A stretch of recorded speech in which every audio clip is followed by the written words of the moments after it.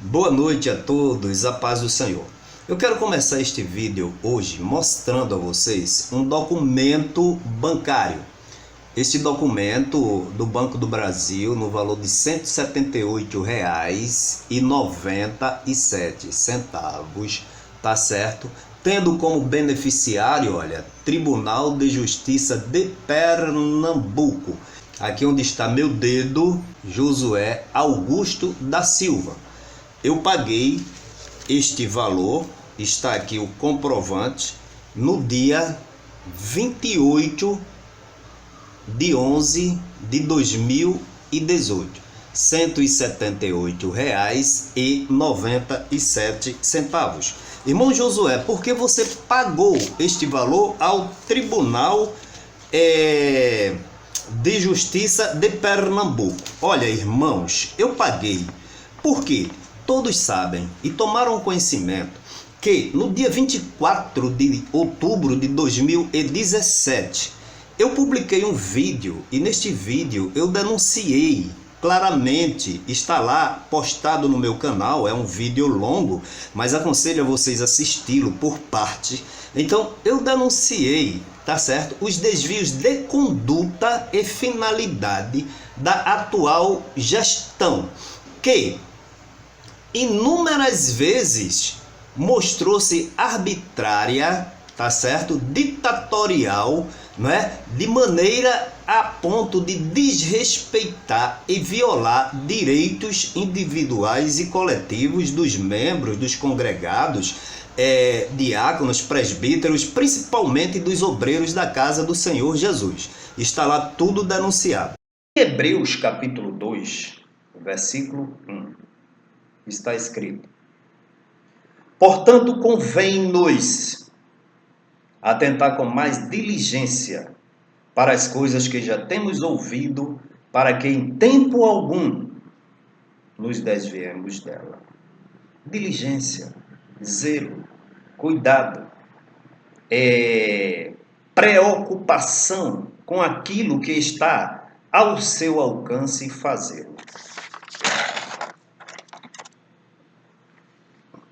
Versículo 4. Mas nós perseveraremos na oração e no ministério da palavra. Os discípulos, os apóstolos, sabiam a responsabilidade que haviam recebido de Jesus. Então, pastor Ailton José Alves, com seus auxiliares, vocês não foram chamados para isto. João capítulo 9, versículo 4, está escrito: convém que eu faça as obras daquele que me enviou, enquanto é dia, a noite vem quando ninguém pode trabalhar. Respeitosamente, amado público, quero aqui pedir a sua atenção e paciência para relatar os fatos que se seguem, mostrando a todos que se um pastor ou um ministério da igreja se envolve dessa maneira em processos que não dizem respeito à sua missão, o resultado líquido é confuso e embaraçador, que pode desconstruir a sua reputação como pastor e, consequentemente, a reputação de todo um corpo ministerial. Vale lembrar o que o apóstolo São Paulo falou na sua segunda carta ao seu filho Timóteo, capítulo 2, versículo 4. Ninguém que milita se embaraça com o negócio desta vida, a fim de agradar àquele que o alistou para a guerra. Versículo 5. E se alguém também milita, não é coroado, se não militar legitimamente. Então, em função de eu ter denunciado, tá certo? Foi elaborado, ou seja, emitiu-se uma portaria, e nesta portaria emitiram a intimação para que eu comparecesse à igreja e formou-se uma comissão lá de 7 evangelistas, pastores, o advogado da igreja, e eu fui inquirido sobre este tal vídeo, sendo acusado de ter cometido escândalo exposto à igreja. E o que era que eu tinha para dizer a aquele respeito? Me perguntaram se fui eu se publiquei, né? E eu disse que fui eu, né, que fiz o vídeo e que publiquei. Olha, irmão Josué, mas o que é que o senhor tem a dizer? Olha, o que é que eu tenho a dizer a este vídeo é tudo o que está aí dito. Na realidade, eu estou relatando fatos concretos, com provas, tá certo? Onde eu fiz essa denúncia até no Ministério Público Eleitoral, porque tudo começou aí, desvio de finalidade, e eu disse para eles, né, o vídeo é muito longo, que eu não tiraria nem sequer uma vírgula, porque eu não menti, não pequei e falei simplesmente a verdade. Ora, a partir dali, prezados irmãos e prezados amigos, essa comissão se reuniu, tá certo? Deliberaram, não sei como, mas imediatamente elaboraram um relatório. Eu não tomei conhecimento, depois eu me dirigi à secretaria da igreja, falei com o pastor Luiz Mário, tá certo? Foi quando eu pedi a ele um relatório, né, financeiro da igreja, quando eu denunciei aqui altos salários, mordomias, e disseram que eu estava mentindo, eu fui lá e pedi um relatório e ele me negou, tá certo?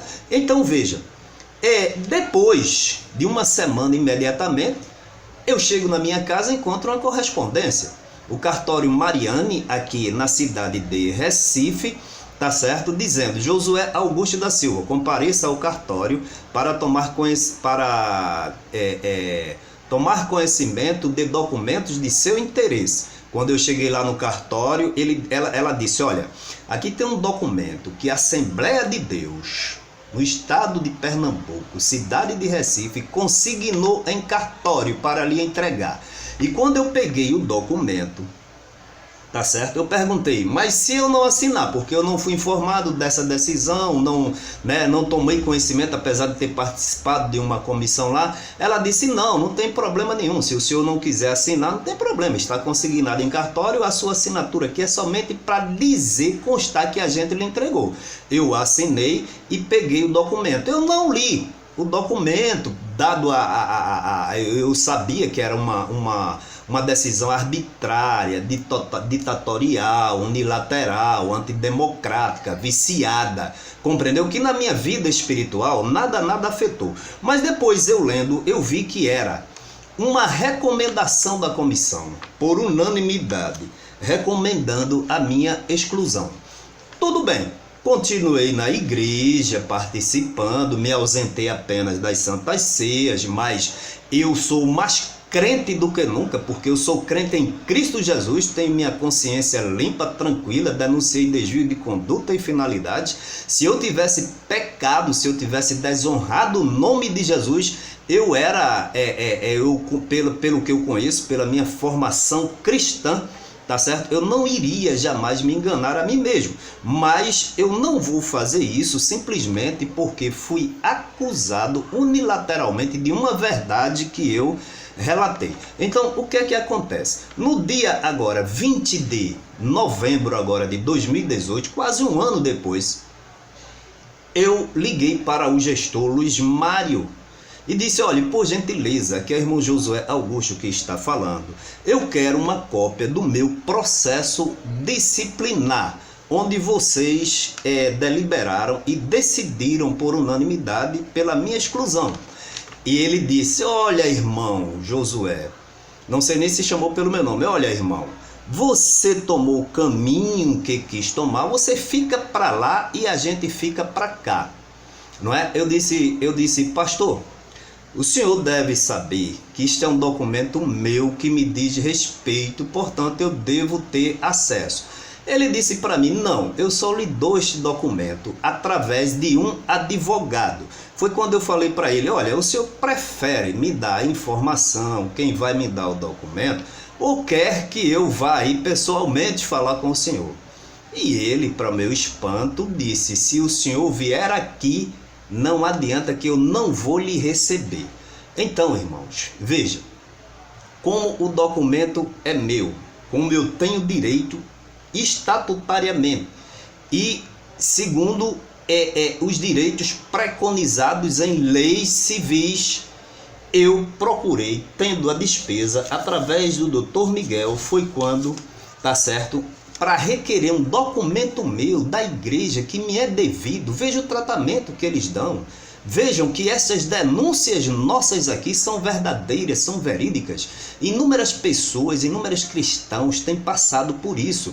Evangelistas, diáconos, presbíteros, simplesmente sai calado. Mas só que dessa vez, tá certo, nós não ficamos, levamos ao conhecimento, condenamos, denunciamos, tá certo, e esperamos, tá certo, que Deus haja. Mas mesmo Deus agindo, enquanto a gente tiver a condição, a gente vai procurar os meios legais para que as coisas sejam resolvidas, tá certo? Então tá aqui, olha, o documento pago, pagando as custas judiciais, tá aqui, tá certo? Para ter acesso a um documento meu dentro das Assembleias de Deus.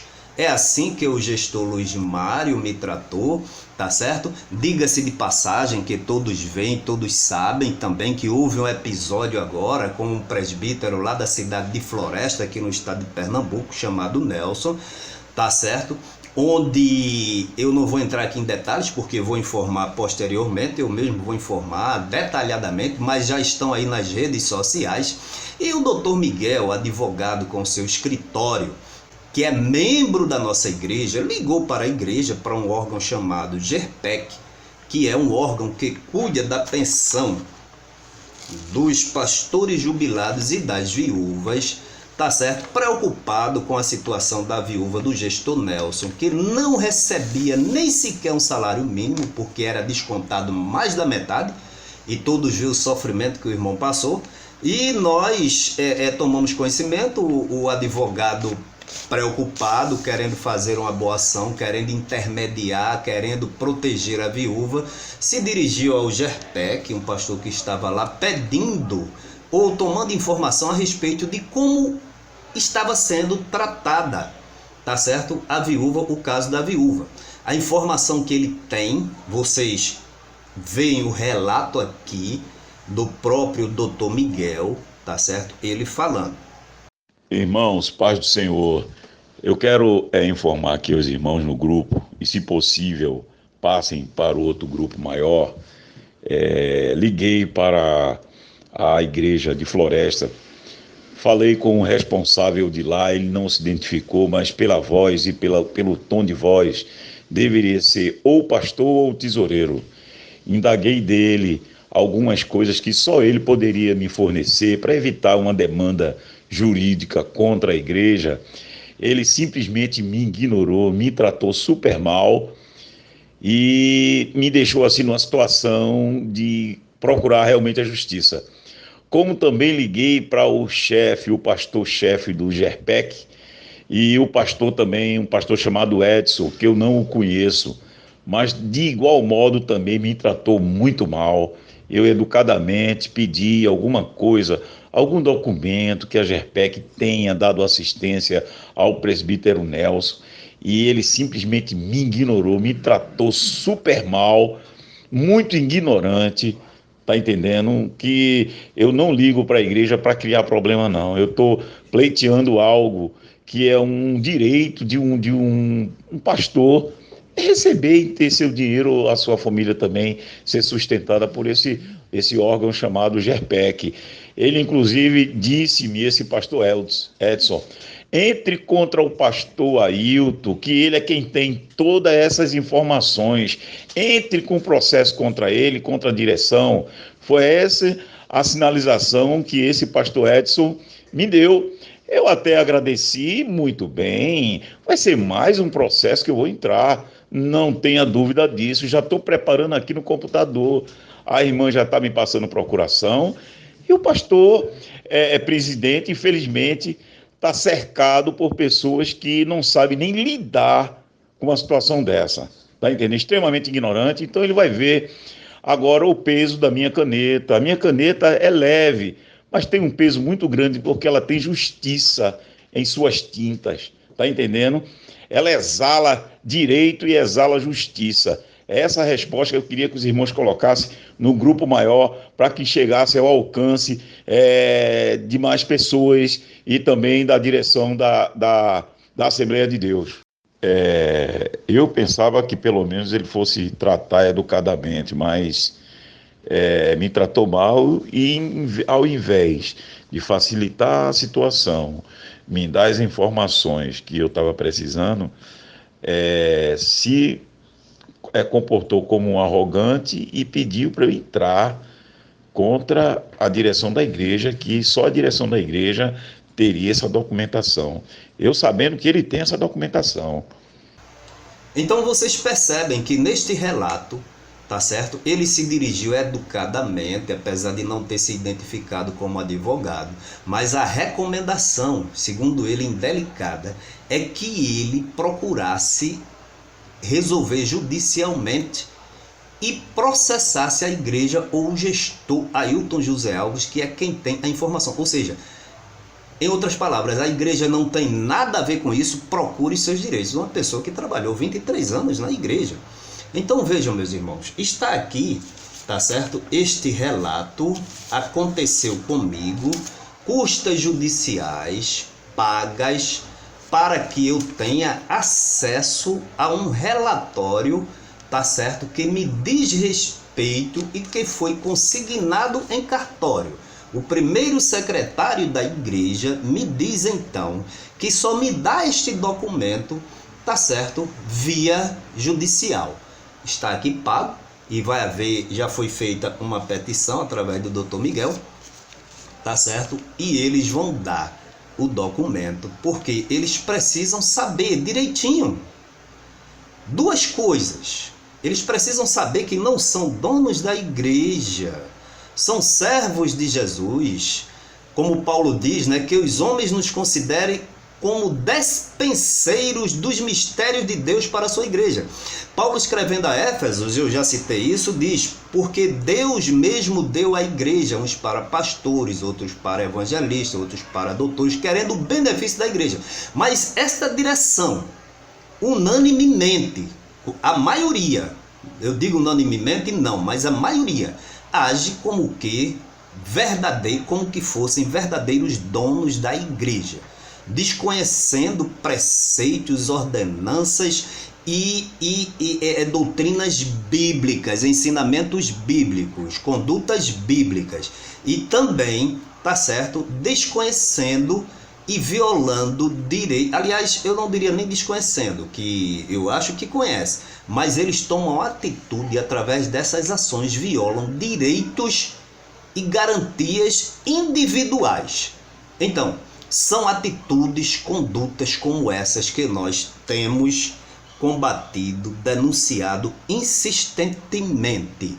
A igreja é do Senhor Jesus, é uma instituição divina, atemporal, tá certo? Ao longo de todos os séculos, quem trabalha na igreja deve se glorificar a Deus, deve se sentir honrado por receber o respeito da igreja, não obrigatoriamente, mas voluntariamente, tá certo? Pelo fruto, pela conduta, pela vida ilibada, pelo modo de tratar, pelo modo de gerir as ovelhas, as coisas de Deus, e não tratando como esses gestores costumam tratar.